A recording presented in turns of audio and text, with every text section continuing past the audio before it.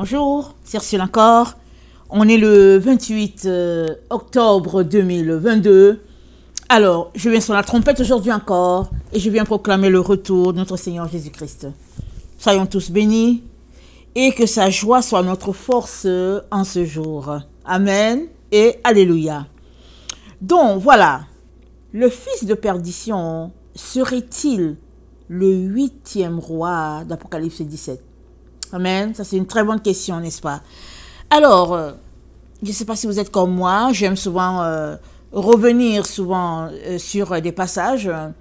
Et puis, pour savoir si j'ai une nouvelle compréhension. Amen.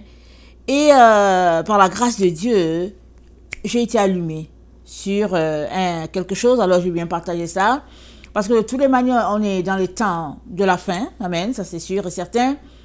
Mais surtout, on est dans le temps où il est important de se préparer.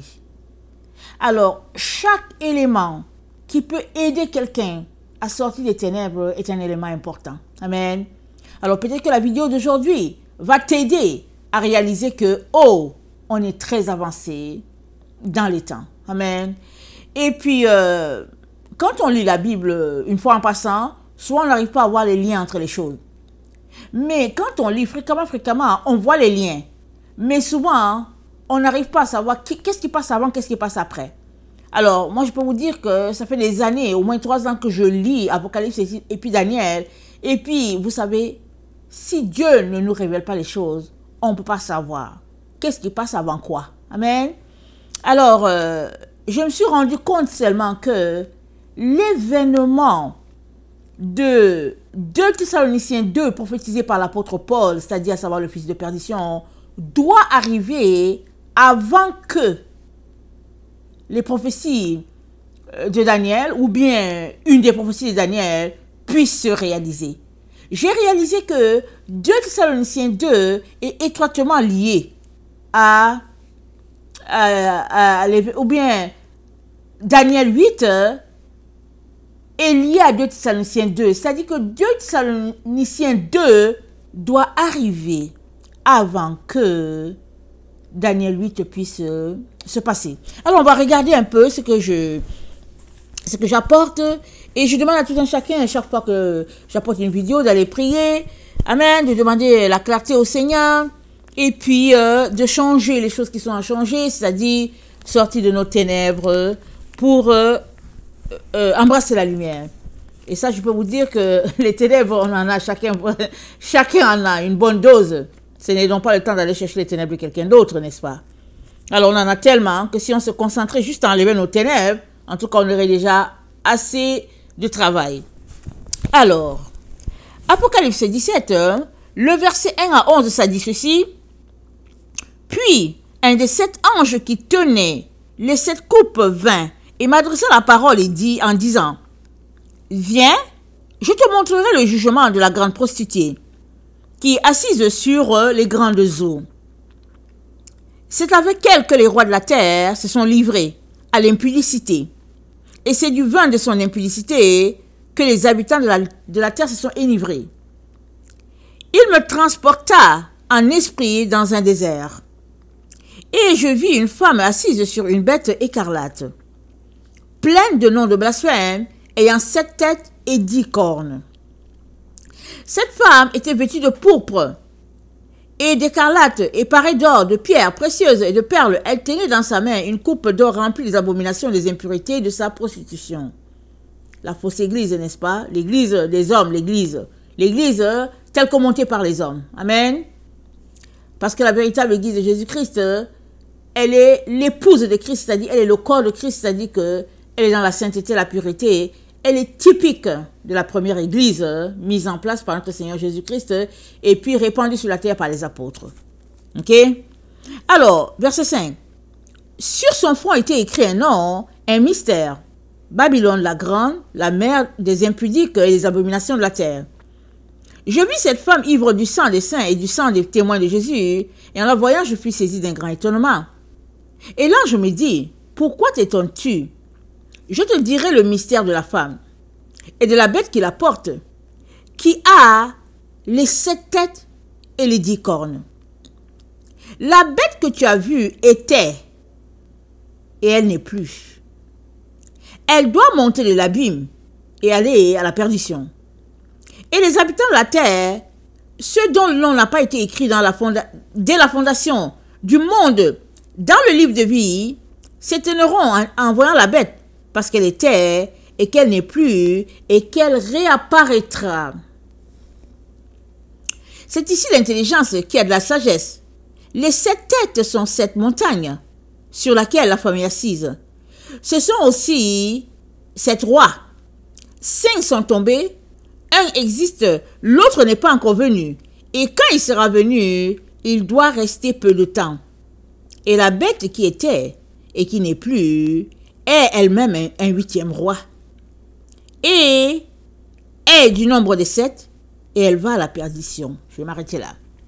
Alors j'ai dit, le fils de perdition serait-il le 8e roi? Amen.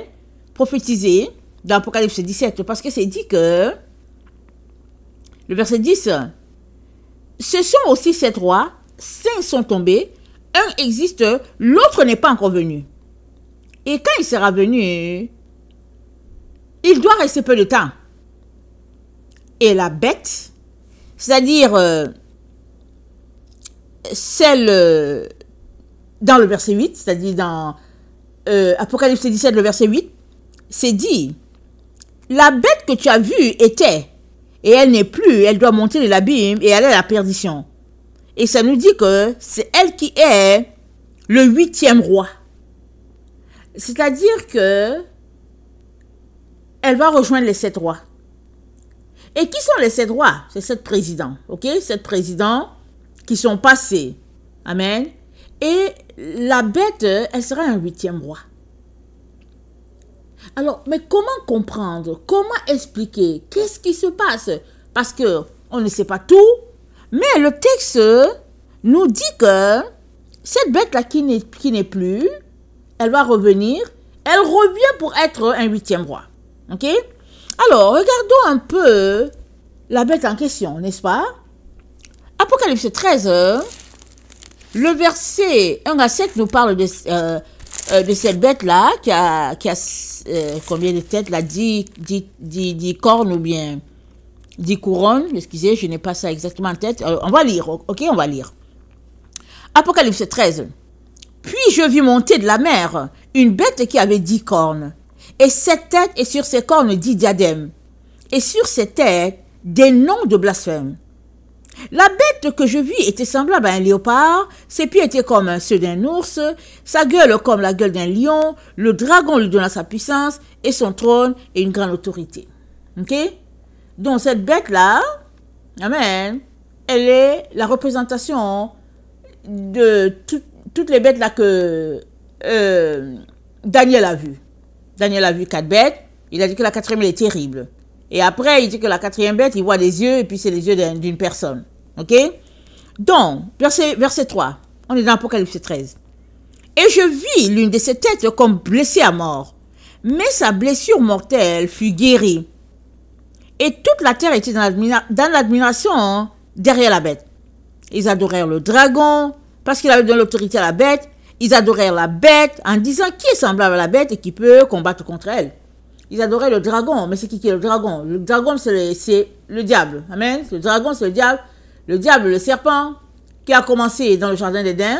Amen. Finalement, il a pris de l'autorité, de la place, de l'âge et tout. Il a intégré tout le monde, les finances, l'hôpital, la religion, l'habillement, tout. Finalement, il est devenu un dragon. Et puis bon, il a établi son règne.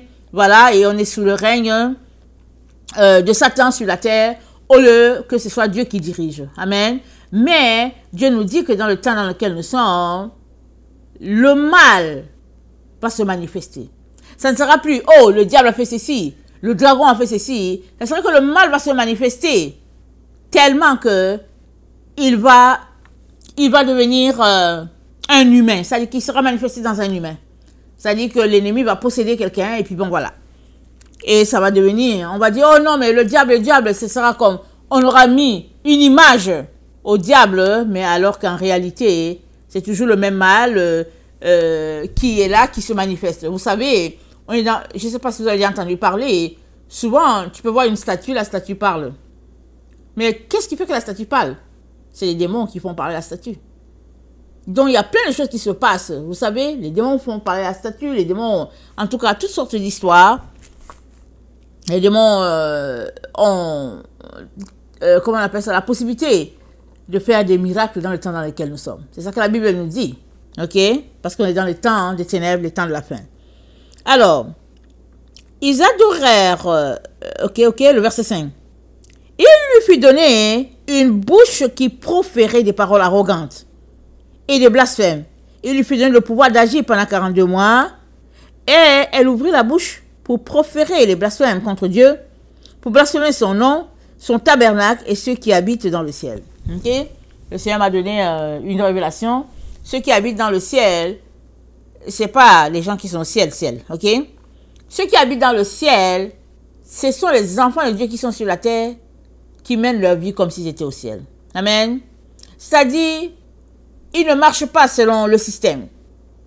Ils marchent selon les règles du ciel. C'est-à-dire, les enfants de Dieu qui obéissent aux commandements de Dieu, qui se conforment aux règles du ciel, pas ceux de la terre. Alors, c'est dit que la bête, la petite corne, elle parle avec arrogance et elle blasphème. C'est-à-dire qu'elle insulte les autres qui marchent selon le commandement de Dieu. Alors, il lui fut donné la force de faire la guerre aux saints et de les vaincre. Il fut donné autorité sur toute tribu, tout peuple, toute langue et toute nation. Et tous les habitants de la terre l'adoreront, ce dont le nom n'a pas été écrit dès la fondation du monde dans le livre de vie de l'agneau qui a été immolé. Adorer quelqu'un, ça veut dire quoi? Ça veut dire marcher selon ses consignes, marcher à sa merci, faire l'admirer, voilà, ça c'est adorer quelqu'un. Alors, c'est dit, tous les habitants de la terre vont adorer la bête, la corne, ok? Sauf ceux dont le nom a été écrit dès la fondation du monde. Et pourquoi la Bible parle dès la fondation du monde? Je l'ai déjà dit dans une ou deux vidéos. C'est pas parce que Dieu a présélectionné les gens en disant que, ok, celui-là, il va aller sur la terre et puis il va justement adorer, et puis l'autre, il va aller sur la terre et va adorer le diable. Non. Ici, c'est écrit, les habitants de la terre adoreront le diable, ceux dont le nom n'a pas été écrit dès la fondation du monde, dans le livre de vie de l'agneau, parce qu'on est dans le temps où tous les enfants de Dieu retournent à la pratique de la véritable doctrine. Ils sont en train de marcher selon ce que les anciens ont établi. Et qu'est-ce que c'est dit? Dieu dit quoi? Dans Jérémie 6, le verset 16, il nous dit de retourner sur l'ancien sentier. Amen. Dieu a dit de retourner sur l'ancien sentier, mais ils disent qu'ils ne veulent pas. Donc, si tu es retourné sur l'ancien sentier, en train de pratiquer la véritable doctrine établie par notre Seigneur Jésus, alors tu as écrit ton nom dans le livre de vie. Parce que tu es en train de faire ce que le Père a dit. Voilà pourquoi c'est dit ici que ceux dont le nom n'a pas été écrit depuis la fondation du monde vont adorer le dragon. Ils vont l'adorer pourquoi? Parce que tout ce que le dragon propose, ça les sied. Ça fait leur affaire. Et on est dans le temps où ceux qui seront sauvés dans notre temps, hein, c'est ceux qui sont de la gauche, comme on dit. Les gens qui sont de la gauche, c'est les gens... La gauche, on sait, c'est pas le premier choix.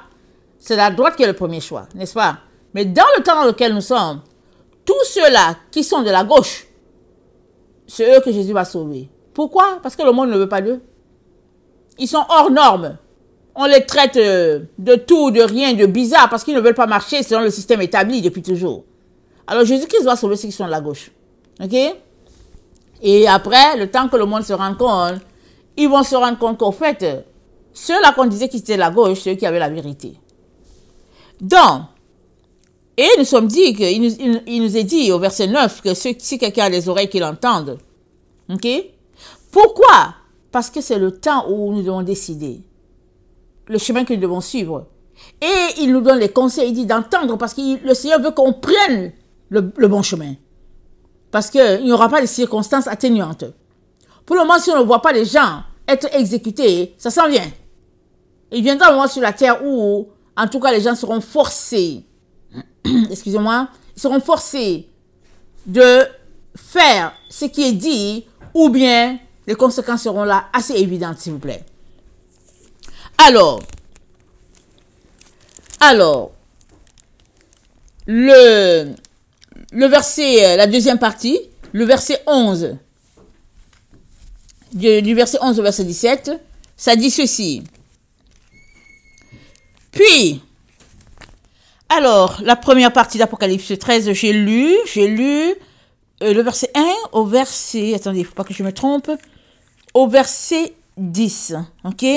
J'ai lu jusque-là, et puis c'est dit que à cette bête-là, il a été donné autorité sur tous les peuples, ok? Sur la terre, ce dont le nom n'a pas été écrit depuis la fondation du monde. Je viens de l'expliquer. Et cette bête-là, Apocalypse 17, le verset 8 nous dit que la bête que tu as vue était, et elle n'est plus, elle doit monter de l'abîme et aller à la perdition. Ça veut dire que la bête d'Apocalypse 13, elle meurt, si on peut le dire ainsi, ok? Elle meurt, on peut le dire comme ça. Et puis, parce qu'on s'est dit qu'elle était, elle n'est plus, mais c'est dit que elle va monter de l'abîme, c'est-à-dire qu'elle va revenir. C'est ça que ça dit. Elle va revenir. On ne comprend pas tous les langages divins, hein, mais elle va revenir. Alors, si on regarde la bête, elle a 10 cornes et elle a 7 têtes. Ok? Et elle a une là-dedans qui blasphème, qui sort et puis qui se fait distinguer, une petite corne qui se fait distinguer. Alors, c'est dit que la bête meurt. Ok? Ça veut dire quoi? On ne comprend pas tout, je ne sais pas tout, je ne peux pas tout expliquer. Mais au moins, on sait que elle n'a plus 10 cornes, ni 7 têtes. Parce qu'on la revoit dans Apocalypse 11. Elle a 2 cornes cette fois-ci. Elle a 2 cornes. C'est ça que ça nous dit. Allons-y lire la deuxième partie. C'est dit, puis, je vis monter de la terre une autre bête. On dit que c'est une autre bête, ok? Qui avait 2 cornes, semblables à celles d'un agneau, et qui parlait comme un dragon. Donc, Jean voit, il voit une autre bête. Elle est différente de celle qu'il avait vue, qui avait 10 cornes et puis 7 têtes. Il dit, je vois une autre bête. Et quand il s'approche, il se rend compte que, le verset 12, elle exerce toute l'autorité de la première bête. Ça dit qu'elle fait exactement ce que l'autre bête faisait. La bête qui avait 10 têtes et puis 7 cornes, la deuxième bête là qui a 2 cornes, elle fait ce que l'autre faisait. Ok? Et elle faisait que les habitants de la terre adoraient la première bête. Celle qui avait 10 cornes et 7 têtes. La deuxième. C'est comme si la deuxième, finalement, elle est au service de la première bête. Ok? Elle est juste un agent de la première bête, si on peut le dire ainsi. Alors, elle opérait des grands prodiges, même jusqu'à faire descendre des signes sur la terre au vu des hommes. Ok? Et elle séduisait les habitants de la terre par des prodiges qui lui étaient donnés d'opérer en présence de la bête, disant aux habitants de la terre de faire une image à la bête qui avait la blessure de l'épée et qui vivait. Dans cette deuxième bête-là, elle faisait des prodiges. Elle impressionnait les habitants de la terre. Elle les séduisait. C'est-à-dire, elle opérait dans la magie, la sorcellerie et toutes sortes d'histoires. Regardons ce que 2 Thessaloniciens 2 nous dit. Ok? 2 Thessaloniciens 2. Excusez-moi. C'est un peu avant Timothée. Alors, ça dit ceci. Que personne ne vous séduise. 2 Thessaloniciens 2, le verset 3. D'aucune manière. Car il faut que l'apostasie soit arrivée auparavant et qu'on ait vu paraître l'homme du péché, le fils de la perdition. L'adversaire, qui s'élève au-dessus de tout ce qu'on appelle Dieu et de ce qu'on adore, jusqu'à s'asseoir dans le temple de Dieu, se proclamant lui-même Dieu. Ok? Ne vous souvenez-vous pas que je vous disais ces choses lorsque j'étais encore chez vous? Et maintenant, vous savez ce qui le retient afin qu'il ne paraisse qu'en son temps. Car le mystère de l'iniquité agit déjà. Et il faut seulement que celui qui le retient encore ait disparu. Alors paraîtra l'impie, que le Seigneur Jésus détruira par le souffle de sa bouche et qu'il anéantira par l'éclat de son avènement. Alors, c'est dit que il y a quelque chose qui retient cet homme-là de paraître. Il y a quelque chose qui le retient. Quand la chose qui le retient ne sera plus là, l'impie va paraître. Il va paraître, on va le voir. On va le voir. Il va apparaître sur la scène, ok? Et il sera annoncé, parce que on ne peut pas t'avoir annoncé dans la Bible et puis tu vas rester caché, c'est pas possible. Donc, il va se faire connaître. Alors, disons-le comme ça. Alors, on dit, alors paraîtra l'impie que le Seigneur Jésus-Christ détruira avec le souffle de sa bouche et qu'il anéantira avec l'éclat de son avènement. Alors, quand on lit cette partie, on peut penser que dès que l'impie va apparaître, le Seigneur Jésus-Christ va l'anéantir. Mais ce n'est pas ça qu'il faudrait comprendre. Parce que l'impie paraît pourquoi? Il paraît pour faire un travail. Amen. Il paraît parce qu'il a un travail à faire. On va regarder ce que Daniel 8 nous dit. Daniel 8, le verset 23 nous dit quelque chose de l'impie.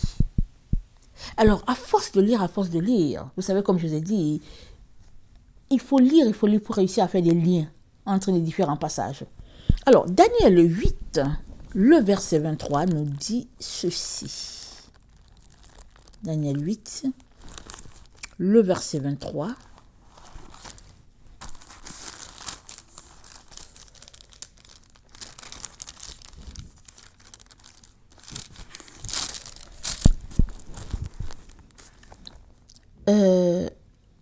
Les 4 cornes qui se sont élevées pour remplacer cette corne brisée, ce sont 4 royaumes qui s'élèveront de cette nation, mais qui n'auront pas autant de force. Je suis dans Daniel 8. Je viens de lire le verset 22, je m'en vais pour lire le verset 23. À la fin de leur domination, c'est-à-dire quelle domination? La domination des 10 cornes qui étaient sur la première bête. Apocalypse 13, le verset 1 à 10. Ok? À la fin de leur domination, lorsque les pécheurs seront consumés, à la fin de leur domination, virgule, parce qu'on parle de royaume avant cela. Ok? On parle de royaume. Et puis, deuxième point, à la fin de leur domination, ça parle des royaumes. À la suite, lorsque les pécheurs seront consumés, deuxième point, c'est dit, il s'élèvera un roi impudent et artificieux. Alors, impudent et artificieux, voilà ce que ça dit. Ça dit, sa puissance s'accroîtra, mais non par sa propre force. Il fera d'incroyables ravages, il réussira dans ses entreprises, il détruira les puissants et le peuple des saints à cause de sa prospérité et du succès de ses ruses. Il aura de l'arrogance dans le cœur, il fera périr beaucoup d'hommes qui vivaient paisiblement et il s'élèvera contre le chef des chefs, mais il sera brisé sans l'effort d'aucune main. Alors, il sera brisé sans l'effort d'aucune main. C'est là que le Seigneur Jésus-Christ va le détruire avec le souffle, avec son souffle. Ce n'est pas avant, ce n'est pas du tic au tac que le Seigneur Jésus-Christ le détruit. Il y a ce temps-là où le roi, cet impie-là, il va exercer un travail sur la terre. Et quand il aura fini d'exercer son travail, parce que c'est dit que sa puissance va s'accroître, mais non par sa propre force. Mais il va faire des ravages terribles. C'est ça que c'est dit. Alors, regardons le sens de impudent et artificieux. Ok? Alors, impudent, c'est dit quelqu'un de cynique, quelqu'un d'effronté, quelqu'un d'insolent. Ok? Et ça correspond avec ce qu'Apocalypse 13 nous dit, qu'il avait la bouche qui parlait avec arrogance, n'avait pas de respect pour Dieu. C'est ça que ça dit. Apocalypse 13, le verset 5, c'est dit, attendez, il lui fut donné une bouche qui proférait des paroles arrogantes, des blasphèmes, et il lui fut donné le pouvoir d'agir pendant 42 mois. Ok? Donc, impudence, c'est ça. Et puis artificieux, ça veut dire rusé, hypocrite, fourbe, roublard. C'est quelqu'un, c'est un trompeur. Ok? C'est un trompeur. C'est quelqu'un qui... Vous savez, souvent quand les gens vont jouer aux cartes, là, il faut toujours qu'ils gagnent, là. Donc, c'était ça. C'est quelqu'un de rusé, là. Alors, en tout cas, voilà. La ruse, vous savez, Jésus-Christ nous a dit d'être rusé. Alors, il y a la bonne ruse, il y a la fausse. Alors, lui, le monsieur, il est roublard. C'est ça que c'est dit. Alors, dans Daniel 8, donc, le verset 23 nous parle de ce monsieur-là. Et ça dit qu'il apparaîtra quand les pécheurs seront consumés. C'est-à-dire que quand notre temps-ci sera passé et qu'on sera à une nouvelle période. Ok? Alors, pourquoi j'amène ça? Parce que on est dans la période de la nouvelle lune, n'est-ce pas? Je ne sais pas s'il y en a... Est-ce qu'il y a eu aujourd'hui, bien il y a eu le 25, je ne me rappelle plus. Et puis, dans cette période-là, le Seigneur m'a dit, je ne peux pas dire m'a dit parce que c'est quelque chose, il m'a dit qu'on est dans le temps de la nouvelle saison. Il dit la nouvelle lune annonce quelque chose de nouveau sur la terre. Et c'est le temps où les pécheurs, c'est le temps où Dieu va mettre en sécurité, amen, ses enfants. C'est le temps où il y aura, voilà, le temps où il y aura une récolte. Ok? Donc c'est ça. Alors, j'aimerais pour cela lire 4 Esdras, le verset 5. Ok? Bon, c'est sûr qu'on ne sait pas exactement le jour où les choses commencent en disant que voilà le temps dans lequel on est. On ne peut pas dire exactement. Mais certains éléments dans notre temps nous montrent que on est la génération où les pécheurs seront consumés. Amen, on est cette génération-là.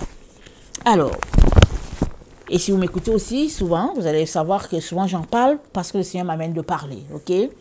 Comme là, quand il m'a aidé à mettre sur pied la vraie doctrine de Christ, il m'a dit, c'est parce que ceux qui vont, comment on appelle ça, ceux qui vont marcher dans la vérité, ils seront épargnés de la destruction.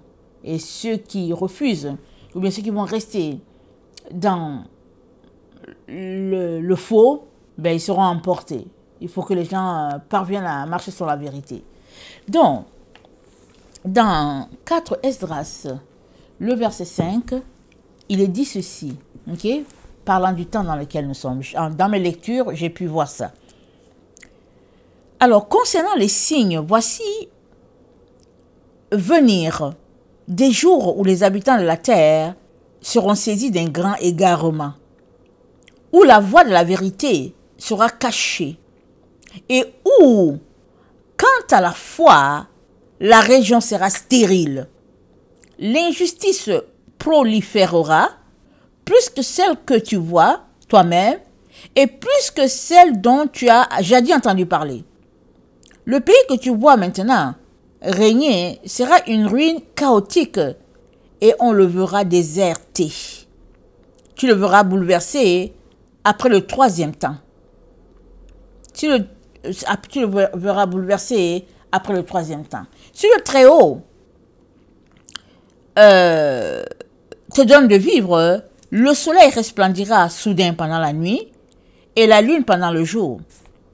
Du sang goûtera des bois, la pierre donnera de la voix, les peuples seront ébranlés et les trajectoires des astres seront changées. Alors régnera celui que n'attendaient pas les habitants de la terre et les oiseaux migreront tous. Mais qui est celui qu'on n'attend pas sur la terre? C'est bien le diable. Le diable, on ne l'attend pas. Dans notre esprit, on pense qu'il est là-bas dans l'enfer et puis on ne l'attend pas. Et on sait qu'il fait des exactions sur la terre, il agit par-ci, par-là, mais on n'attend pas qu'il une personne puisse régner sur la terre sous le titre de diable. Ok, il ne va pas s'appeler diable, mais c'est la Bible qui nous informe que c'est le diable. C'est la Bible qui nous informe.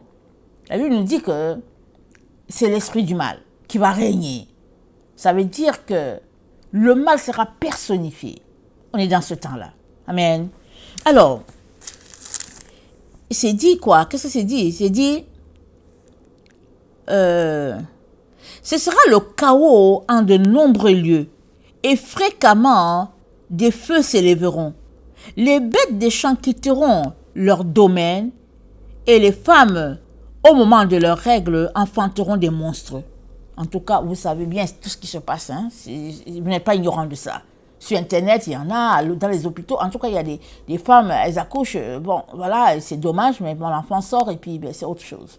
On sait tout cela. Ok. Il y a ça, il y a cet exemple-là qui montre qu'on est dans ce temps-là, le temps où va régner quelqu'un qu'on n'attend pas. Voilà pourquoi j'ai dit, le fils de perdition serait-il le 8e roi? C'est-à-dire, le roi qui va se joindre aux 7 autres. Parce que les 7 autres qui viennent de Babylone, c'est-à-dire des États-Unis, ils sont mentionnés pourquoi? Parce qu'ils ont maltraité les enfants de Dieu sur la terre. Ils ont maltraité l'humanité. Et Dieu adjoint le 8e roi parce qu'il va faire pire.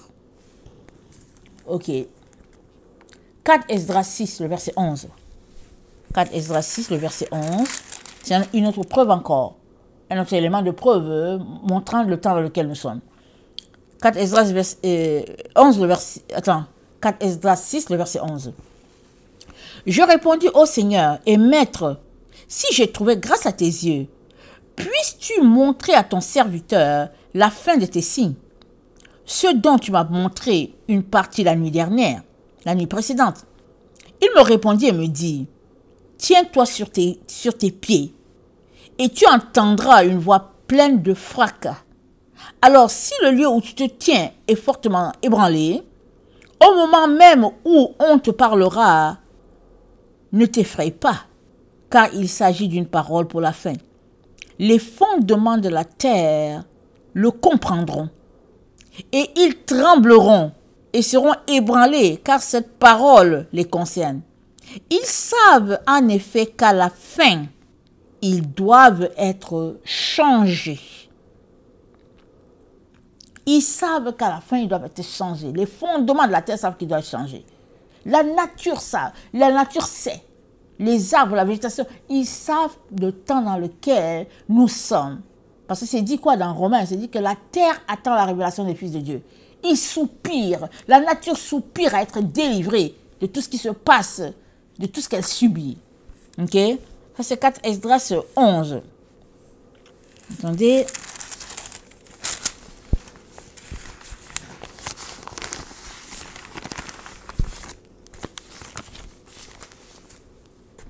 Je vais voir le verset 21. Les enfants d'un an parleront de leur propre voix. Les femmes enceintes mettront au monde des enfants prématurés de 3-4 mois qui vivront gambaderont. Tout à coup, les lieux ensemencés apparaîtront non ensemencés et les greniers pleins se retrouveront tout à coup vides. La trompette sonnera avec éclat et lorsque tous l'auront entendu, ils seront subitement terrifiés. On va s'arrêter là. On est dans ce temps-là. On est dans le temps où on attend que la trompette sonne. Amen. On est dans ce temps-là. À moins que le Seigneur retarde sa venue et qu'on s'assoupisse, on est dans le temps où on attend que la trompette sonne. La trompette du départ final. Amen. Alors, le verset 25. Le verset 25 dit ceci. Le verset 25 dit, « Alors quiconque aura échappé à tout ce que j'ai annoncé à l'avance sera personnellement sauvé et verra mon salut et la fin de mon monde. » Est-ce que ça vous dit quelque chose? Luc 21 nous dit, « Priez sans cesse afin de pouvoir échapper à tout ce qui arrivera sur la terre. » Priez sans cesse. Priez sans cesse. Vous savez, aujourd'hui, je prie souvent, je me lève à des heures pour prier. Alors, je me suis levée par la grâce de Dieu à mon heure habituelle. Et puis j'étais là, le Seigneur me dit, je vais te parler. Il me dit, je vais te parler, je te dis quelque chose dans 25 minutes. Il m'a dit ça comme ça. Puis je dis, ok. Et puis j'étais dans ma prière. Quand 25 minutes est arrivé, le Seigneur m'a parlé. Et vous savez ce qu'il m'a dit? Il m'a dit, continue avec le programme là que tu as dressé. Ne t'arrête pas, parce que les ténèbres deviennent intenses sur la terre. Et tu as besoin de t'élever dans la prière encore plus, afin que les ténèbres ne puissent pas avoir le dessus sur toi. C'est comme ça qu'il m'a dit. Mais c'est ça qu'il m'a parlé. Il m'a dit, les gens vont continuer d'être méchants. C'est ça qu'il m'a dit. Je m'a dit, ah. Parce que vous savez que quand on est dans la prière, on s'attend à entendre les choses plus agréables, n'est-ce pas? Mais il m'a dit, les gens vont continuer d'être méchants. Mais toi, tu dois t'élever dans la prière. Donc, continue. Question de m'encourager pour dire, ok, tu as bien fait. Parce qu'au fait, j'ai changé un peu ma stratégie de prière, ok? J'ai un peu changé. Ok, bon, voilà. Je n'entre pas dans les détails, mais j'ai changé. Et puis, voilà, aujourd'hui, quand je me suis levée, vous savez, hein, l'habitude a tendance à vouloir revenir, n'est-ce pas? J'avais l'habitude de faire la chose d'une façon, ok? Alors, depuis quelques jours, j'ai changé. Et aujourd'hui, quand je me suis levée, j'étais un peu fatiguée. Et puis, je me suis dit, ok, je vais voir si je peux faire comme le Seigneur m'a dit, dans 25 minutes, je te prie, je vais te parler. Puis j'ai dit, ok, j'ai fait mon introduction, j'ai dit bonjour à papa, et puis bon, voilà. 25 minutes arrivent, il me dit, ben, continue avec ton nouveau programme, là, tel que tu l'as établi. Amen. À cause des ténèbres qui vont se répandre de manière exponentielle. Alors, donc, l'autre élément que... ok, on était en train de parler d'échapper. Ok, Luc 21 nous dit, priez sans cesse afin que vous puissiez échapper à tout ce qui arrivera sur la terre et de faire quoi? Vous tenir debout devant le Fils de l'homme. Donc, on a une première étape, c'est dans cette étape-là que nous sommes, que toute l'humanité est. Cette étape-là, quand elle va finir, on va voir le Fils de l'homme et ça sera le temps de Daniel. Ça sera Apocalypse. Qu'est-ce que je raconte? Ça sera le temps de Daniel 8. Amen. Parce que là où on est là, avant qu'on ne voit le Fils de l'homme, c'est le temps de Daniel 7. Apocalypse 13, Apocalypse 17, on est dans ce temps-là. Et ce temps-là est en train de passer. Et pendant qu'on est dans ce temps-là, on est en train de se battre pour échapper aux ténèbres et pouvoir se tenir devant le Fils de l'homme. Amen. On va lire Luc 21 et aussi, je pense, Marc 13 pour montrer ce temps-là. Alors, Luc 21,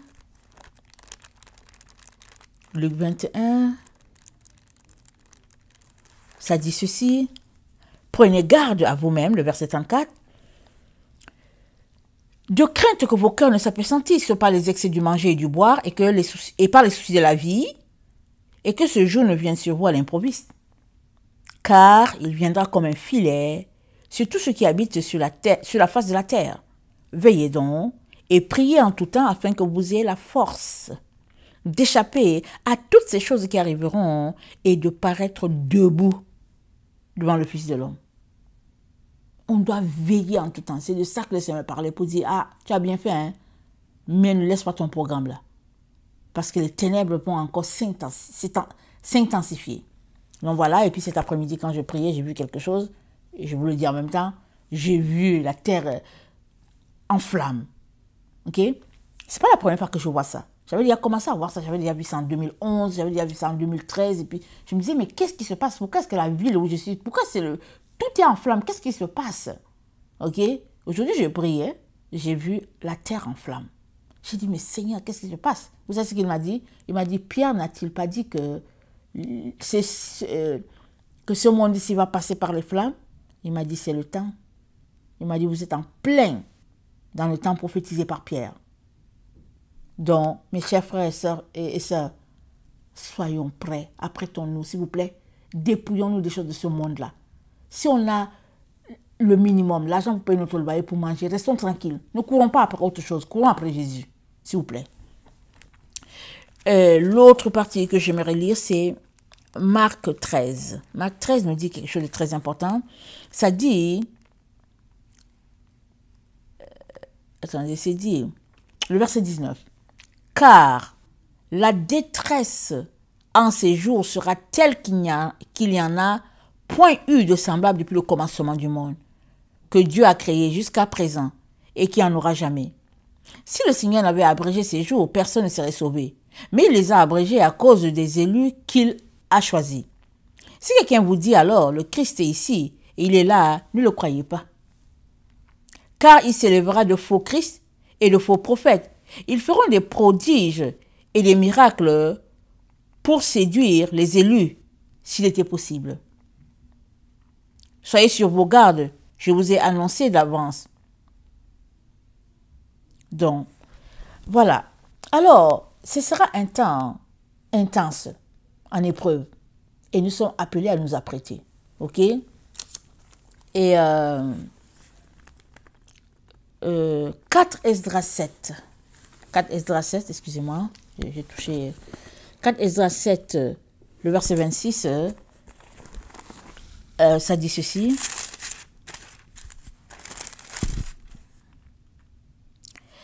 Car voici un temps viendra lorsque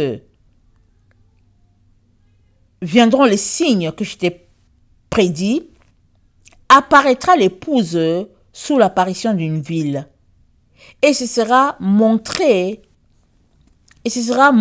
la terre qui maintenant est dissimulée. Quiconque aura été libéré des mots prédits verra lui-même mes merveilles. En effet, mon fils le Messie sera révélé avec ceux qui seront avec lui, et il réjouira ceux qui auront été laissés durant 400 ans. Après ces années, mon fils le Christ mourra, ainsi que tous ceux qui ont un souffle d'homme. Le monde retournera à l'antique silence, 7 jours durant, comme au premier commencement, en sorte que personne ne subsistera. Après ces 7 jours, le monde qui n'est pas encore éveillé sera mis en branle, et le monde corrompu mourra.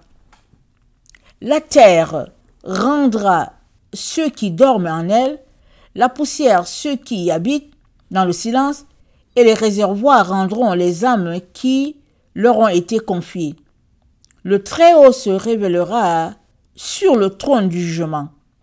Les miséricordes s'éloigneront et la longanimité se tarira.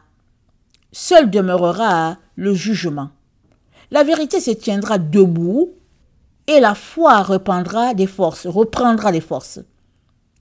Les œuvres suivront et la récompense sera montrée. Les actes de justice s'éveilleront et les actes d'injustice ne dormiront pas. La fosse du tourment apparaîtra et en face d'elle, il y aura le lieu du repos. La fournaise de la géhenne sera montrée et en face d'elle, le paradis des délices. Alors, dans quel temps, je ne sais pas. Mais toujours est-il que ça annonce la fin. Ça nous dit tout ce qui se passe, l'enfer et les récompenses et tout. Donc, et ça parle même de 400 ans, des choses comme ça. Est-ce que c'est déjà passé? Moi, je ne sais pas, ok? Donc, j'apporte ça seulement pour dire, pour montrer le fait que ça parle de la fin des temps. Ça parle du fait que le Messie va venir et puis il va mourir. Il sera crucifié, il va mourir. Donc, tout cela pour dire que, vous savez, devant Dieu, 2000 ans, c'est rien. Alors, quand Pierre a parlé, il a prophétisé les 2000 ans. Il a dit un jour est comme 1000 ans. Et 1000 ans comme un jour. Et Jésus-Christ a parlé du fait que Jésus-Christ a parlé du 3e jour. Donc, c'est dans la Bible. Alors, on est dans la fin, on est cette génération-là qui sont appelées à connaître tous ces événements-là, merveilleux, extraordinaires, et puis aussi éprouvants. Alors, il y a des gens que Dieu a déjà appointés, qu'ils seront là pour voir son retour, et il y a d'autres pas. On ne sait pas qui sont ces gens. On ne sait pas. Mais une chose est sûre, on doit s'apprêter. De telle sorte que si les fléaux nous emportent, au moins, on va ressusciter, on sera devant le Père. Parce que dans Apocalypse 20, le verset 4, c'est dit, ceux qui n'ont pas pris la marque de la bête, ils sont revenus à la vie et ils régnèrent avec Christ. Ok? Donc, on est dans ce temps-là. On est dans ce temps. Ne te laisse pas voler quoi que ce soit en disant que oh, c'est pas le temps de la marque, c'est pas si c'est. On est dans le temps de la marque. Ok, on est dans le temps de la marque. Ok. Donc, excusez-moi, je cherche un autre passage.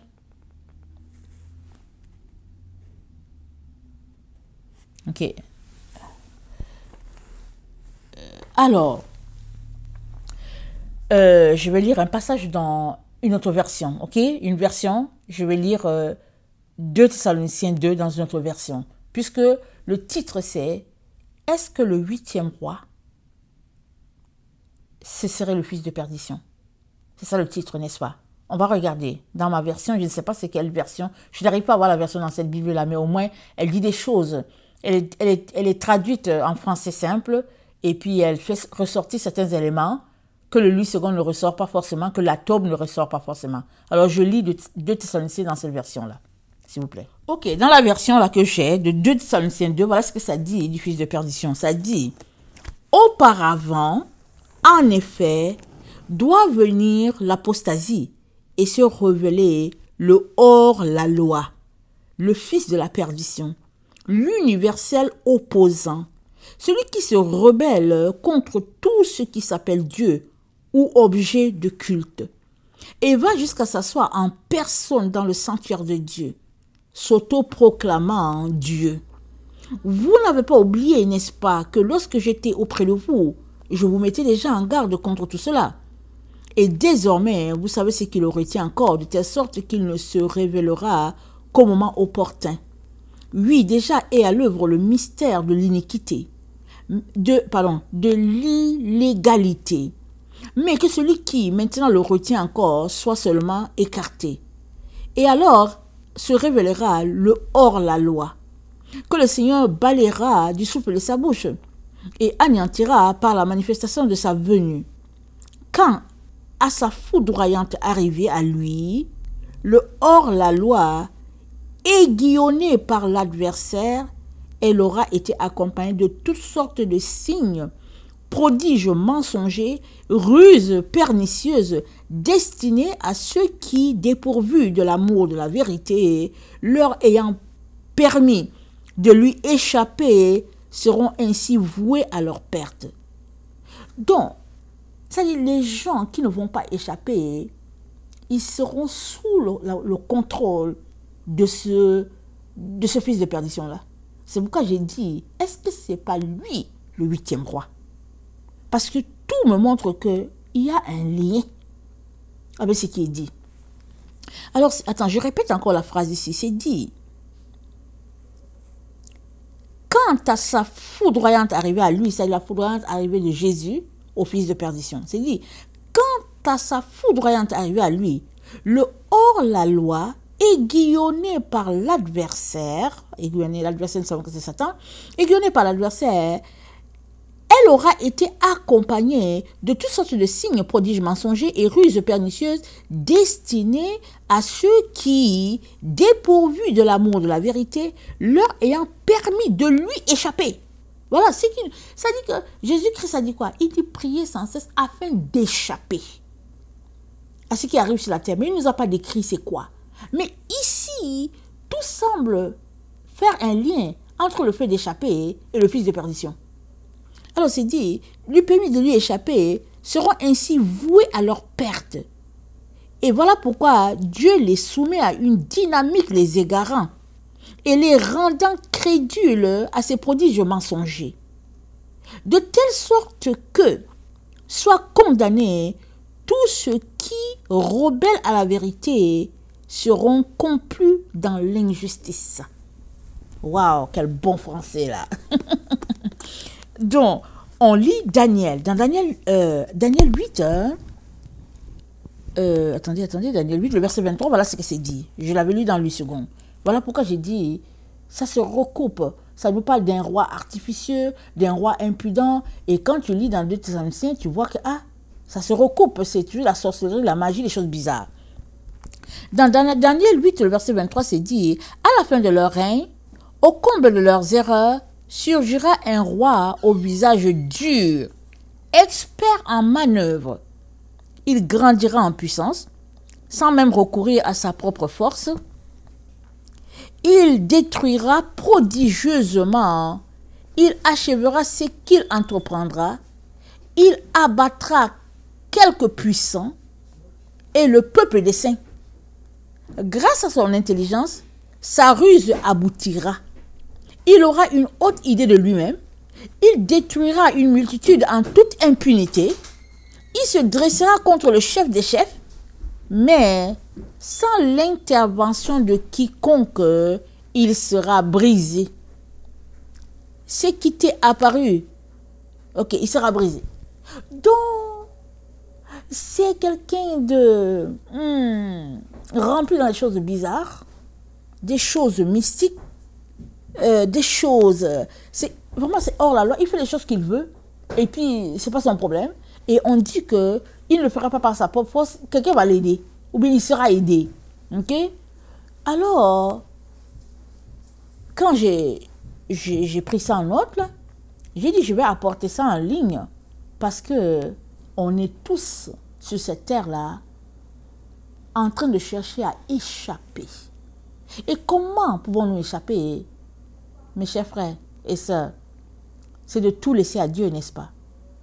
De prier, supplier, jeûner pour le Seigneur, s'il te plaît Jésus, aide-nous, viens à notre secours, afin qu'on puisse être sauvé de cette situation-là. Parce que ce n'est pas une situation facile, hein?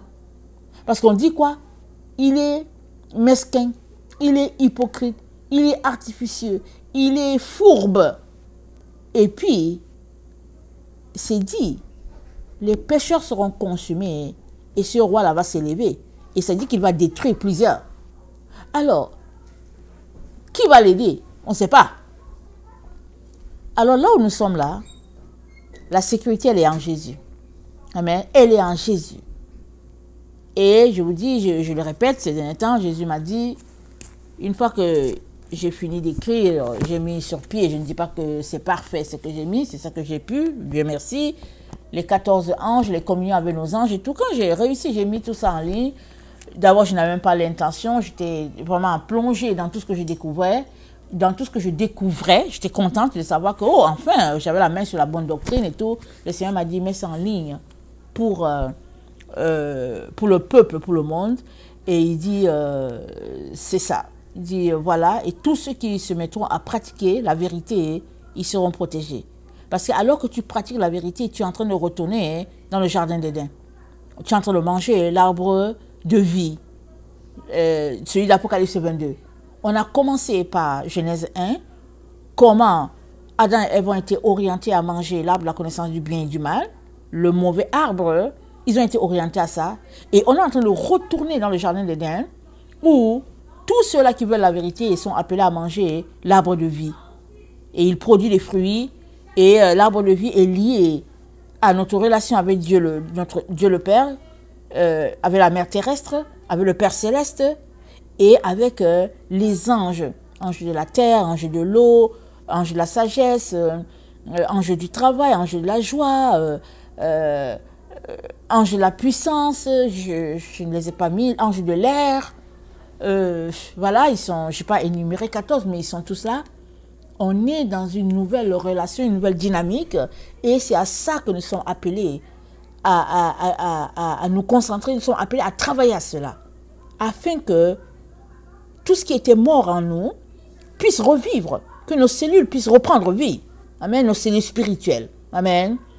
Voilà, que le Seigneur bénisse sa parole et qu'il nous donne de pouvoir grandir dans tout ce qu'il a pour nous. Et s'il vous plaît, je vous encourage à lire votre Bible.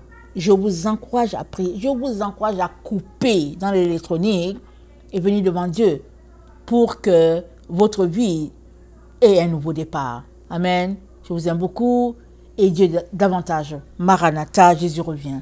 Amen et amen. Soyez bénis.